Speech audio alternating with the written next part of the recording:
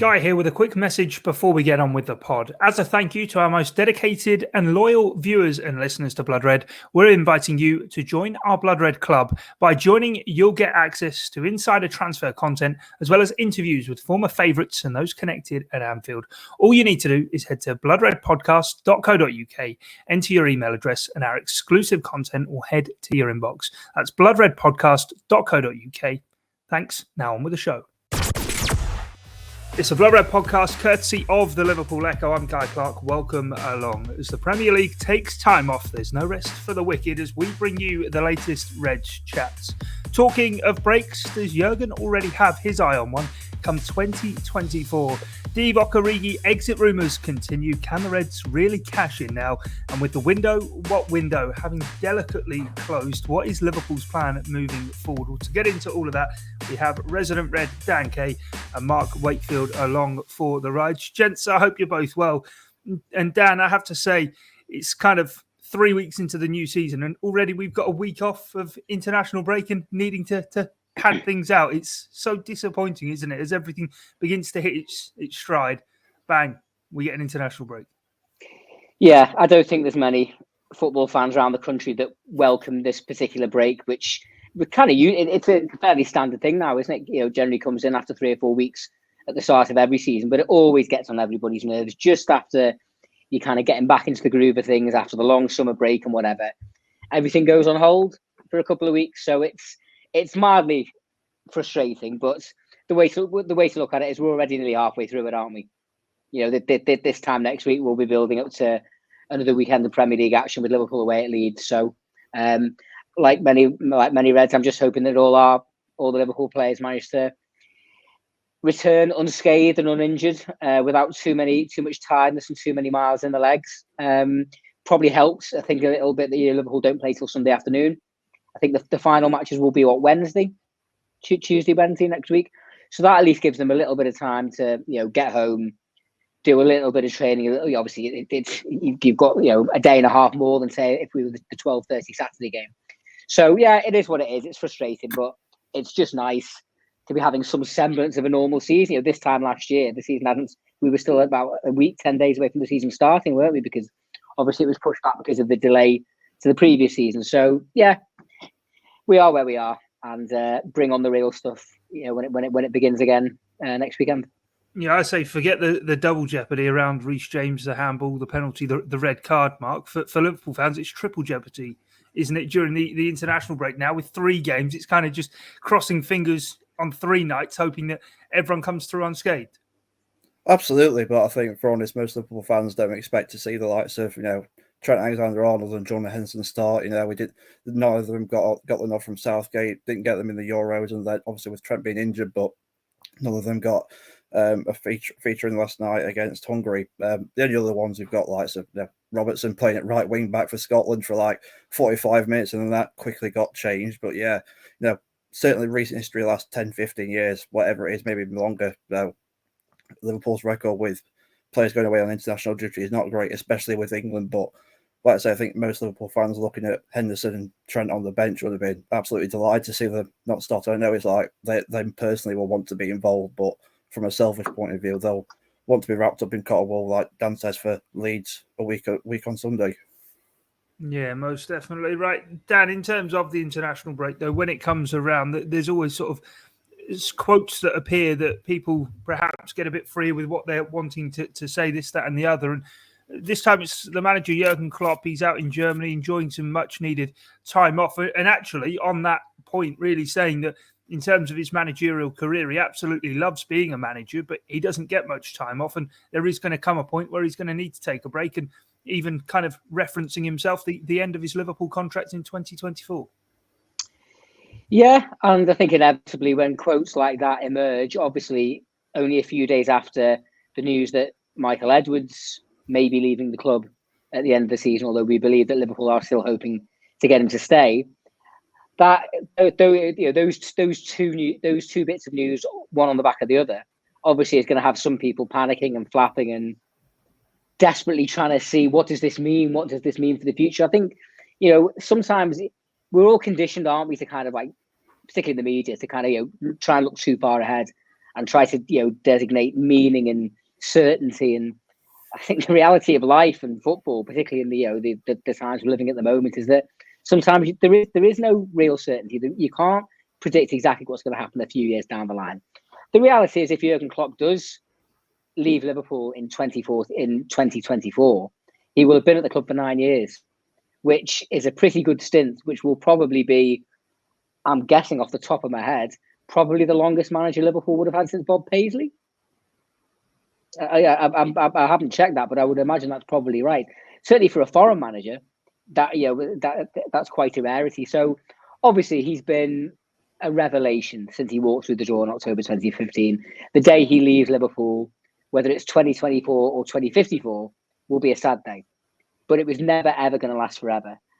But I just don't see there's a massive need for people to get themselves all bent out of shape and start worrying and panicking and hypothesizing about what will happen in 2024. That's a hell of a long way off yet. Let's try get through this season first and get back to winning ways and get some more trophies in the cabinet. And I think the other point to bear that's worth mentioning as well is that, and I think this applies both for Klopp and for Edwards, Liverpool as a club, I think, is generally a lot better run than what it was 10, 15, 20 years ago. Obviously, certain individuals go and they're impossible to replace directly like for like. But I do have confidence that whether when it's Klopp who goes, when it's Edwards who goes, that the right structures are in place, that the club will be able to recruit decent replacements for them, and there won't be a massive falling off a cliff like we've seen when key players, key managers have departed in the past.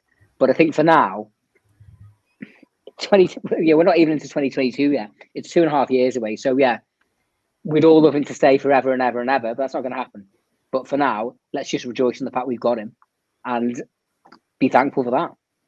Yeah, I suppose picking up on that point, Mark, it's a case of, I suppose, for a lot of people, we're kind of in a contract cycle for Jurgen Klopp that is a bonus within itself. A lot of people thought his last contract was going to be the last one, which wouldn't have been too far from expiring, and that he wasn't even going to be signing a new contract beyond that. He is, but I suppose at the same time, that is always counting down. And with the news about Michael Edwards as well and the club wanting to still keep hold of him, nonetheless, it is kind of one of those where during an international break, you do begin to think perhaps a bit further down the track. Yeah, I suppose so. I mean, no, certainly the Klopp stuff, I don't think his comments are anything new. I think those sorts of words that he said they've been uttered before by him. He said them times and times again. I think there's any too much reason to be concerned with that, like Dan said, that maybe combined with the Edwards rumours and stories that have come out the last few days, people might get a bit more touchy about it. But going back on Edwards, let's say he's been at the club for 10 years.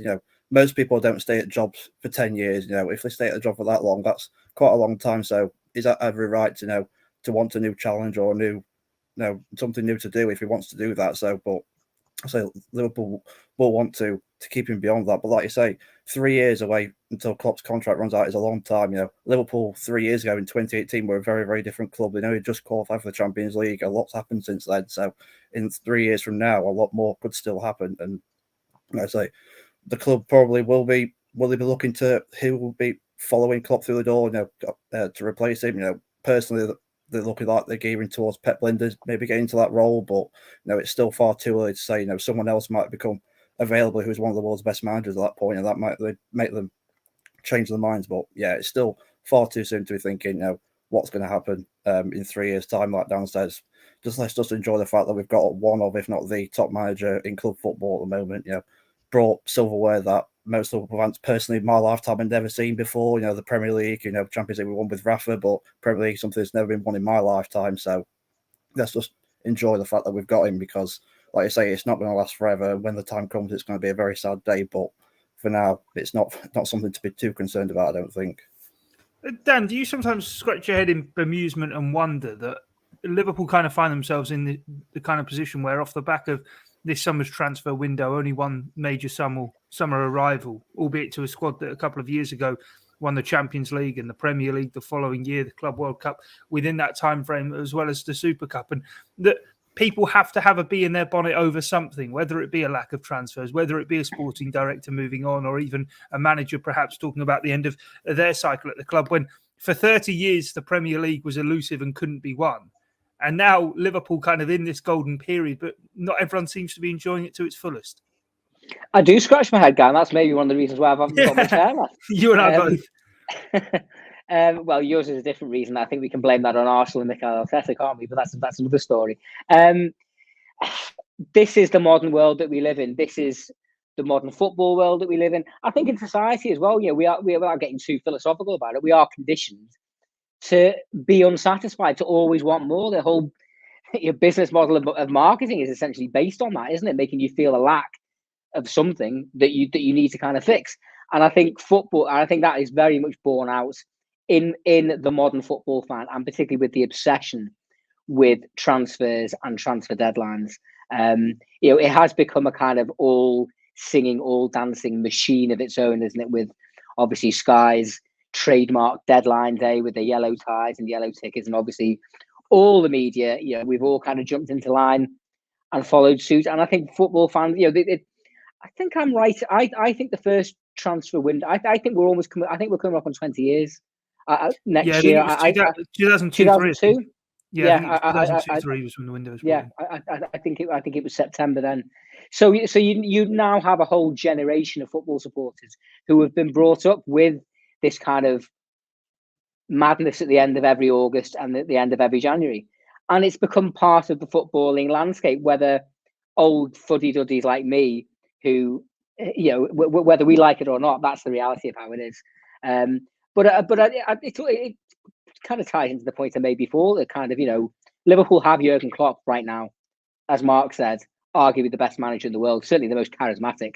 And I refuse to believe there's another football manager on the planet who is better suited to our club. Some people always feel the need to have something to be unsatisfied about, to want a little bit more, to keep pushing that envelope. And I'm not saying people should just rest on their laurels. One of the keys to Liverpool's successes in the 70s and 80s was the ability, particularly for managers like Bob Paisley, to replace players just before they were getting past the best. Liverpool very rarely let a team grow old together. Arguably, the downfall in the 90s was when that did happen. Under Kenny Dalglish and under Graham Souness, a whole great team did get together, and you could argue that that's when the 30-year drought started. Football's a different game, a different animal now. So even if I didn't particularly enjoy some of the belly aching that's gone on social media in the last few days about why haven't we signed this and FSG out and all this kind of business, it's no surprise to me, because this is the world we live in. This is the football world we live in. There do seem to me to be some football supporters who take as much pleasure and prioritise transfers as much as they do winning matches, scoring goals, and winning trophies. And that's not a mentality that I particularly understand or care for. But it's a free country, and if that's what people want to get wound up about, then good luck to them. But it's not for me. Yeah, what's your take on how the summer played out, Mark? Because we heard from Paul Gorst earlier in the week on deadline day talking about the transfer window, but we've not had a Blood Red podcast sort of time to be able to kind of assess and pick through it. And I just wondered what your take was on it, because at the end of the day, on the pitch, it's been an unbeaten start to the season. Only one goal conceded, that coming from a set piece. A number of key players have come back from injury during the course of the summer, and Ibrahima Konate has been added to that number as well. Yeah, certainly. If you said to me, say 4 or 5 months ago, Liverpool are going to bring in one player, that being a centre half who's probably going to play half the amount of games this season, if that this season, that's probably one thing that I wouldn't have expected it, and two, maybe slightly disappointed. But like you say, when you look at the fact that the key players coming back, Van Dijk, Gomez, Matip, already the defence looks certainly a lot more assured. Because I'm looking at the Chelsea game, many times you could see like Van Dijk just pushing the back line up, and like they didn't have that last year, and that's part of the reasons why they're not conceding as many efforts this time. The Havertz header came from a set piece, that can happen to any time. But yeah, there is certainly some part of me, I can't deny it, that's a little bit disappointed that we didn't bring in, say, a forward, because I think there's just something going to be lacking there. I'm not sure what it is. Like whether I think it's the fact they haven't got a reliable centre forward off the bench to bring off. We've either got Firmino, who's obviously the striker, but he's going to start the majority of games this season. But Jota, Mane, and Salah, whilst they're obviously all brilliant world-class players in their own right, but they're not that goal poacher who can just change a game if the game's up against the wall. Someone like Man United, they've got like Cavani, you've got it's just Liverpool haven't got that sort of play for some reason because of that. And another thing that's slightly hurt me maybe a little bit is like the Chelsea have got this Solniguez from Atletico Madrid on a loan, which I think I know there's this view of, is he better than Fabinho, Thiago, or Henderson? Maybe not, but does that really matter? He's still a very, very good player. What the likes of Manchester City, Chelsea, and Man United have done is they've strengthened the squad. Now, they might not have as good a strong a starting 11 as us, but they've got a good squad. Now, after that, main 3 or 4 players, what's below that for us? And that's the cause of concern that I've got. But like I say, the positives certainly outweigh the negatives. We can talk about transfers till we're blue in the face, but let's not forget the year Liverpool won the league that summer, they didn't sign anybody apart from Harvey Elliott from Fulham. Now, I know they just got 97 points and won the Champions League, but they didn't sign anybody whilst everyone else signed whoever else. So, like I say, it's this fantasy that, like Dan mentioned there, that everyone seems to be more excited about transfers than actually winning things now. And that's just this whole way the world is, whether it's social media, whether it's Sky with the yellow ties and all that sort of stuff. Who knows? But I think it's more important to be focusing on what's going on right on the pitch. And Gary Neville seems to think there's something wrong, but I'm not sure what he's looking at, to be honest with you. But there's certainly much more to be delighted about than there is to be negative about. That's for sure. If I could just jump in, guys. Well, I don't get me wrong. I would have liked to have seen another couple of players come in, and particularly, Mark mentioned Niguez then from Atletico, who Liverpool were linked with right throughout the summer. They haven't replaced Wijnaldum, and the fact that he's only gone to Chelsea on loan, and it almost feels like Chelsea is stockpiling players almost to stop other teams getting them. That did feel a little. Doesn't sound like Chelsea. No, it's almost unheard of, isn't it? That did feel a little bit like the twisting of the knife. So I do get to a certain degree where some people are coming from. But I think as Mark made the point, this is this. But apart from Wijnaldum, this is essentially the squad that won the Champions League and the Premier League, plus Jota, Thiago, Harvey Elliott, a couple of others as well. And obviously as well, the club, whether people like it or not, the financial reality of the pandemic and how it's driven a bus through Liverpool's finances, and I know every club's finances over the last couple of years, is a real thing. Manchester City, Manchester United, and Chelsea operate in a different financial stratosphere to Liverpool, and and if Liverpool fans are expecting their club to follow those, in the same vein, then they're going to be waiting a long time because that's not how they operate. We know Klopp likes a smaller squad as well, so I do get where some of the concerns are coming from. And obviously, if Liverpool were to be hit with a freakish injury crisis like they were last year in an area of the pitch like midfield or up front, then we could look back on this as we were doing kind of halfway through last season, saying, well, they've made a mistake there. It made a mistake there. They've taken a chance and it's not paid off. However, what happened last year was a freak occurrence.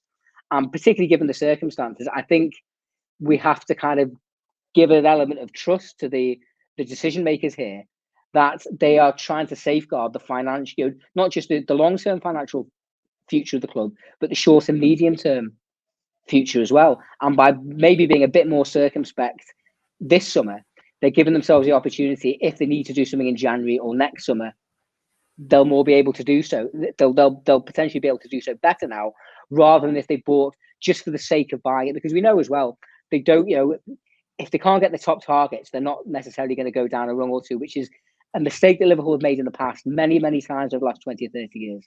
And I think for supporters who are old like me in their 40s, it's actually quite refreshing that they're not so trigger happy now.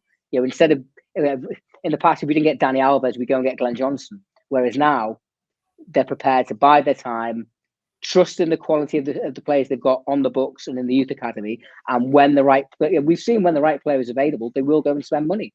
So I also think on that, they've been happy to kind of allow those players to develop and nurture them within as well. We mentioned Harvey Elliott before the title-winning campaign. He and Sepp Vandenberg effectively, along with Adrian, the only signings.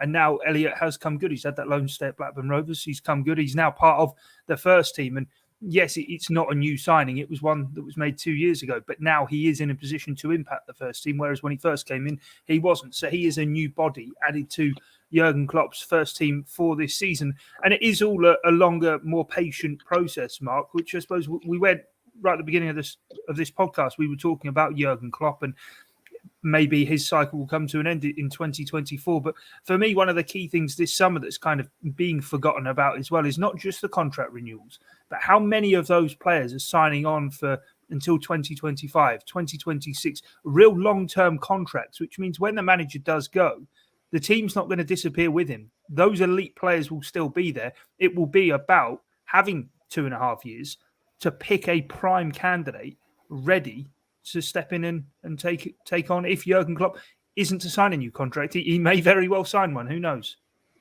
Yeah, I mean, me personally, I'm not expecting him to. Like I say, 9 years. I think 9 years will be a very, very long time. Like Dan says, he'll be the longest serving manager for best part of 30, 40 years. Some of those deals, certainly the length of them surprised me. I think the Henderson one surprised me the most. 2025. He'll be 34, 35, 36, around about that age. James Milner is still playing at 36 if he can still have that fitness level at that age. But come 2024, 25, I can't see Henderson being a main starter on the team. He'll certainly be captain more likely, but he'll be more of a leader, a figure in the dressing room rather than the regular star. That's probably the main reason why that is. But yeah, so there's no reason to panic with this whole transfer window thing anyway. At the end of the day, you don't win trophies and win games in the transfer market and with the bank balance. You win it on the pitch, and certainly the players that are on the pitch for Liverpool at the moment, provided they keep them fit, which we've always got to say, we touch wood when we say that now, given what happened last year. But we've just got to trust Klopp and trust the recruitment. Last year they might have got it wrong, but you can't expect them to expect what to happen to them last year with the injuries to the centre backs. And I know we've got AFCON with Salah and Mane going away in January, but they're only going to miss like 2 or 3 games, I think, if I'm right, something like that. Not too many games. You can't expect them to go and sign a 40, 50 million pound striker just to say, oh, when we need you for these 2 or 3 games in the new year, that's it, and then the rest of the year you're going to be on the bench. It doesn't work like that. It's not Football Manager or FIFA. It doesn't work like that. So, as I said to you before, there's certainly a lot more reasons to be positive, and I think it's just got to be a bit more realistic in that, football isn't won in the transfer market. It's won on the pitch as much as like some people from the outside might think otherwise. Yeah, definitely. I suppose though, in terms of transfer window and squad options, this, that, and the other, Dan, the reports coming out from Turkey, albeit it is speculation that Fenerbahce are interested in Divock Origi. Now, were a formal proposition put on the desk of Michael Edwards, surely this is one that has to be batted away straight away, albeit it's a player for the last 2 years, probably, that Liverpool have actually been looking to move on, but they have left sort of themselves short with numbers and personnel in the squad that can't really afford to cash in now. Should a good offer be made, because the Turkish window is still open for another few days. Yeah, so much in life is about timing, isn't it? And if this offer had come in 2 weeks ago, it would be a completely different story, because Liverpool would then be in a position potentially to go and bring another body in that area of the pitch. That was what we've been saying all summer, isn't it? That they were likely, we all had our eyes on potentially, another midfielder or another striker or both. But if that was going to happen, it would need the likes of Origi, Shaqiri, Minamino, some of these other players that were, from the outside, we may be wrong, but were deemed to be surplus to requirements, would be moved out. The fact that it's come now after the window's shut, I think it would be, particularly bear in mind, obviously, we know that Bobby Firmino picked up a hamstring injury at the weekend. He's apparently having a second scan. And I don't think the results of that are back yet. Well, it looks like he could well miss the Leeds game and be a doubt for the Champions League game with Milan, doesn't it? So, the indications are that it's not exactly, hopefully, touch wood, it's not a long-term problem. But, the three of them, the 3 front lads are all 29. And obviously, there's Jota there as well. But you do potentially, you need at least 5. Particularly if 3 are always going to play. Sometimes you might play the 4. And at the moment, Origi is that fifth head. It's had such an unusual. When it finally comes to an end, the story of Divock Origi's career is like a gothic novel, isn't it? Do you know what I mean? Right from the start, you couldn't have scripted how it's gone. and it is worthy of being a Hollywood blockbuster. I think like most Liverpool fans, probably would have expected him to have been gone by now. And maybe in a perfect world, he would have been. The fact that he's still here just makes me wonder, has he got another little rabbit to pull out of the hat somewhere? If he never kicks another ball again, he will never, ever have to buy a drink in this city as long as he lives, and probably neither with his grandchildren either. But he's still here. He's only, 26, 27? Yeah, he's only 26, man. Yeah. No. Yeah, only 27 in April. Yeah. There you go. So who knows, his peak years could yet even be ahead of him. But he's a very experienced footballer. And it goes back into what we were saying about before.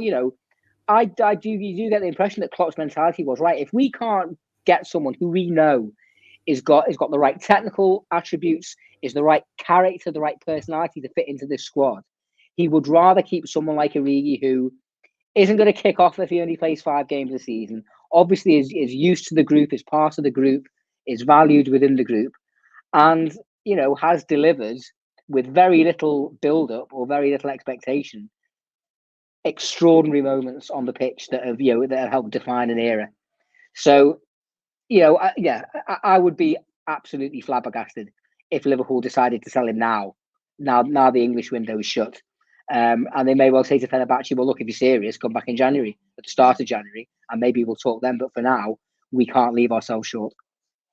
It's interesting as well, isn't it, in terms of whether it's part of a wider sort of play from Liverpool, as you say there, Dan, that Liverpool aren't going to sell now, but maybe they are waiting on an option. They're not sort of pressing ahead with a second or third choice, because whoever it is the first choice. That is who they want. And Mark, it's kind of lends back to the short-termism that we see in football, that Liverpool, off the back of finishing third and having an injury-ravaged campaign, not as much of an attractive proposition to maybe one of the top stars, i.e. Kylian Mbappe or even Erling Haaland, will be on the market next summer. If Liverpool are to go and win another Premier League title or get to a Champions League final, all of a sudden they're straight back at sort of the top of the food chain, aren't they? Yeah, I suppose so. I see where you're coming from, but I mean, I think the whole proposition of Liverpool should really just sell itself. I don't think Jurgen Klopp will want someone to come into the team just because they've won something. I think that's always been the way he's worked.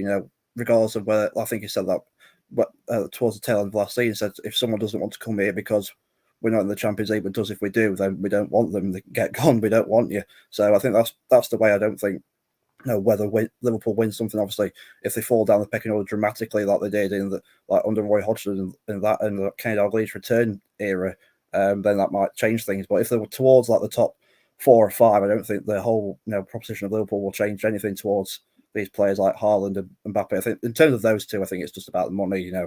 Liverpool don't fork out funds for the money that they're going to pay. In terms of Mbappe, that's going to be different because he's going to be on a free transfer if he goes. But then again, you've got his wages and whole structure dynamic of Liverpool is, are they going to give someone who's just coming to the club who's 23 years of age, 300-400 grand a week, compared to these players who work so hard to win things at the club and they're going to be not one of the highest earners. So that's the whole thing with that. But yeah, it's just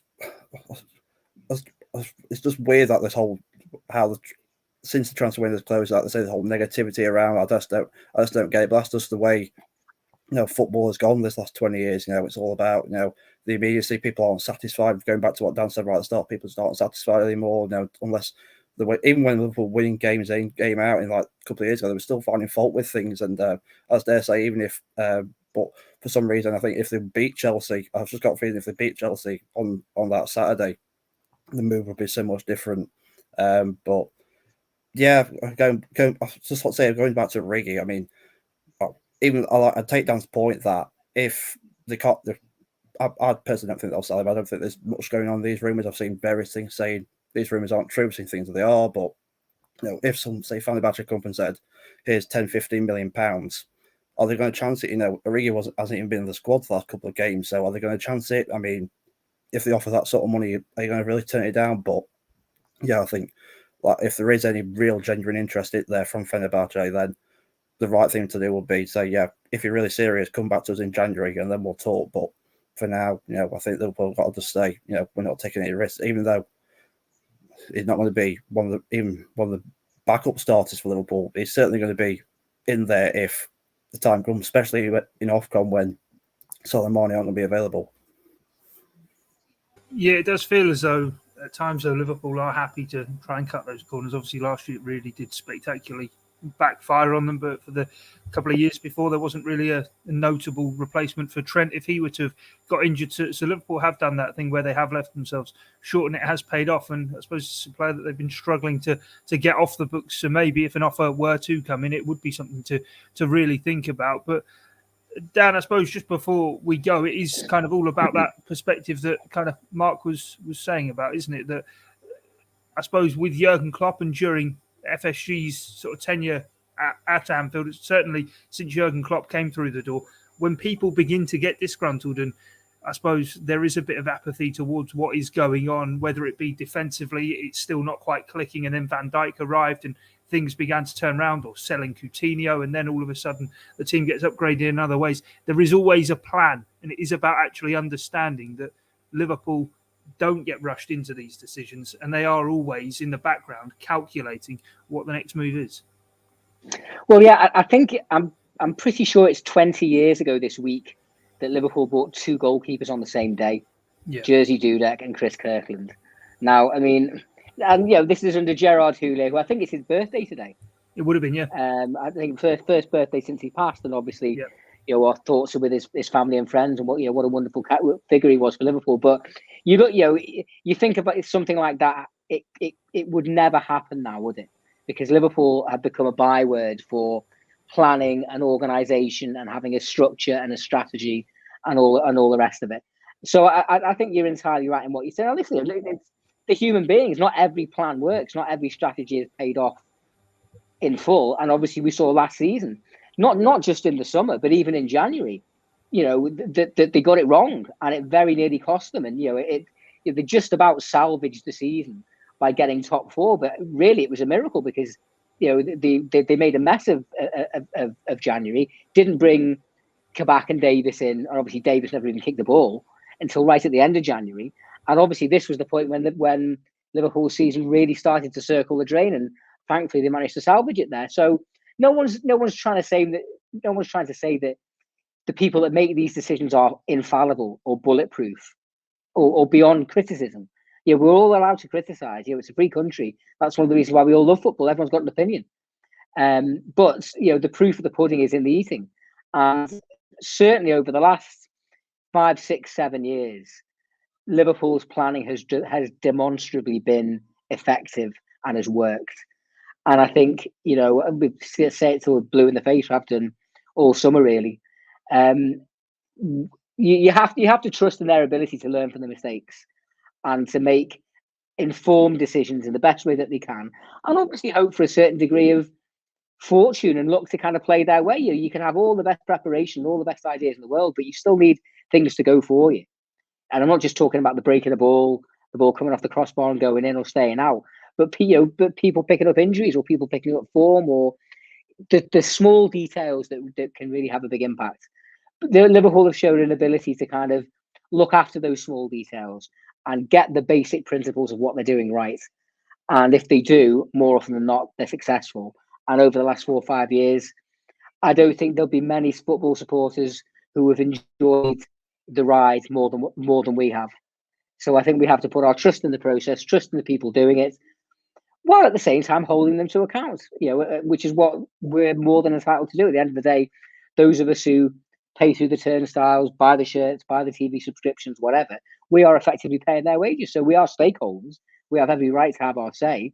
But at the same time, what's the point of criticizing for criticism's sake? And it does seem like for some people, that is what they do.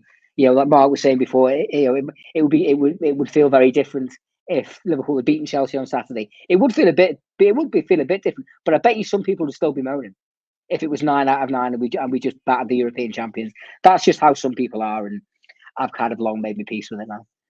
Yeah, final thing before we go down, I wanted to ask you about Gerard Houllier. Of course, it would have been his 74th birthday today. Unfortunately, as you said, it's his first birthday, or would have been since his passing. And we spoke right at the beginning of how Liverpool have changed behind the scenes since bygone eras. And I suppose he was one of the forefathers of that, of really bringing Liverpool into the modern age. Very much so. I mean, it's been well documented, obviously, that he renovated Melwood. He really kind of professionalised the club. Roy Evans was a wonderful, wonderful servant to Liverpool for 30, 40 years, an absolute key part of the success. Last of the boot room boys. But the game of football was changing in the 90s. Liverpool were getting left behind, and unfortunately the results were proving that. Houllier came in, changed the mentality, changed us into winners, made us feel like winners again, put us on the European map. And, there'll always be that slight sense of regret and wonder, if he hadn't taken ill when he did, a couple of months after winning that treble in 2001, could he have made that next step and won the championship? I really, really felt it was going to happen under him. And, as is the case with a lot of people who suffer, life-changing medical situations like that, sometimes it has an effect on them. And he was never quite the same manager again. And, the end of his Liverpool career was really rather sad. That the final season, 2003-4, it was like a 9-month trip to the dentist. It was awful. The writing was on the wall in August. You just knew he was finished. It was, I think, I saw a picture of it earlier today. I think he actually had like a leaving press conference, which is quite rare when a manager essentially gets sacked. But I think that was really indicative of the respect the man was held. And even if things hadn't gone the way we all hoped for off the pitch, and it did get a little bit unpleasant towards the end, I'm glad that they gave him that. And even if maybe at the time I was probably a bit scornful, looking back on it now, I think good. He deserved that. And thankfully, he was welcomed back to Anfield many, many occasions after he left his role as Liverpool manager, and he will always be regarded as one of our greats. That there's no question about that in my mind. Yeah, and of course landed the treble in 2001 as well. Dan and I, with the serialised podcast last season of Houlier's treble winners, do go back through the Blood Red feed if you do want to listen into that. But for today's edition of the Blood Red podcast, that is all we have time for. From myself, Guy Clarke, Dan Kay and Mark Wakefield, thanks for joining us. We'll be back on Monday. Until then, though, it's bye for now.